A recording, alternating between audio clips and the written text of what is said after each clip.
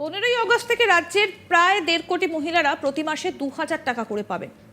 পশ্চিমবঙ্গের মতো এবার কর্ণাটক সরকারও লক্ষ্মীর ভান্ডার প্রকল্প চালু করছেন।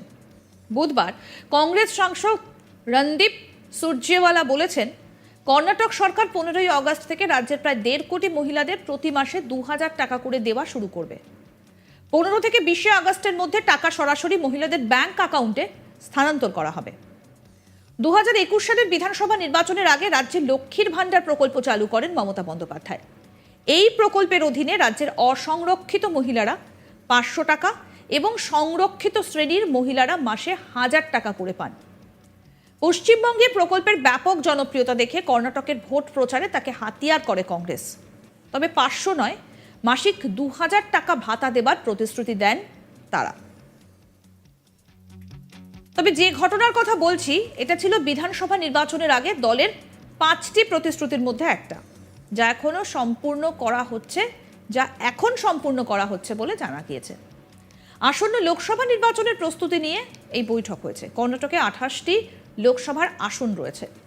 গত নির্বাচনে বিজেপি 25টি জিতেছিল, কংগ্রেস মাত্র 1টি এবং জেডিএস 2টি আসন জিতেছিল। মুখ্যমন্ত্রী সিদ্দারামাইয়া এবং তার উপমুখ্যমন্ত্রী ডি.কে শিবকুমার সহ কংগ্রেস কর্ণাটকের নেতারা দিল্লিতে দলের সভাপতি মল্লিকার্জুন খার্গে এবং প্রাক্তন পার্টি প্রধান রাহুল গান্ধীর সঙ্গে দেখা করার পর সুরজেওয়ালা এই ঘোষণাই করেছিলেন।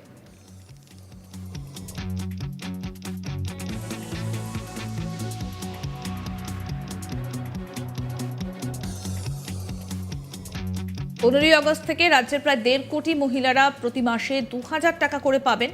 পশ্চিমবঙ্গের মতো এবার কর্ণাটক সরকারও লক্ষ্মীর ভান্ডার প্রকল্প চালু করছেন।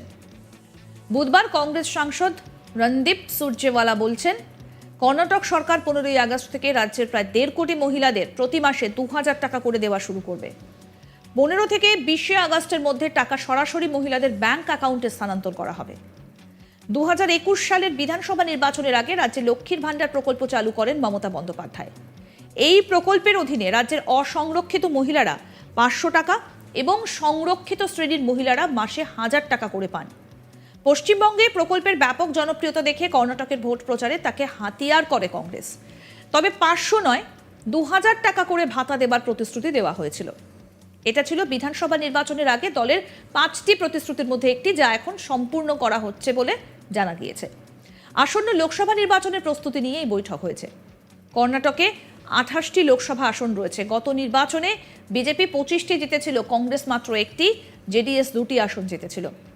মুখ্যমন্ত্রী সিদ্দারামাইয়া এবং তার উপমুখ্যমন্ত্রী ডি.কে শিবকুমার সহ কংগ্রেস কর্ণাটকের নেতারা দিল্লিতে দলের সভাপতি মল্লিকার্জুন খার্গে এবং প্রাক্তন পার্টি প্রধান রাহুল গান্ধীর সঙ্গে দেখা করার পরে সুরজেওয়ালা এই ঘোষণাই করেছিলেন।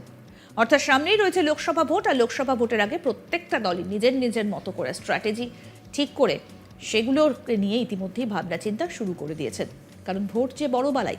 বিস্তারিত আপডেট পেতে আজ তাক বাংলার ইউটিউব চ্যানেল সাবস্ক্রাইব করুন, নোটিফিকেশন পেতে বেল বাটন অপশন প্রেস করুন। এই ভিডিও সম্পর্কে আপনাদের মতামত জানান, ভালো লাগলে লাইক করুন, শেয়ার করুন।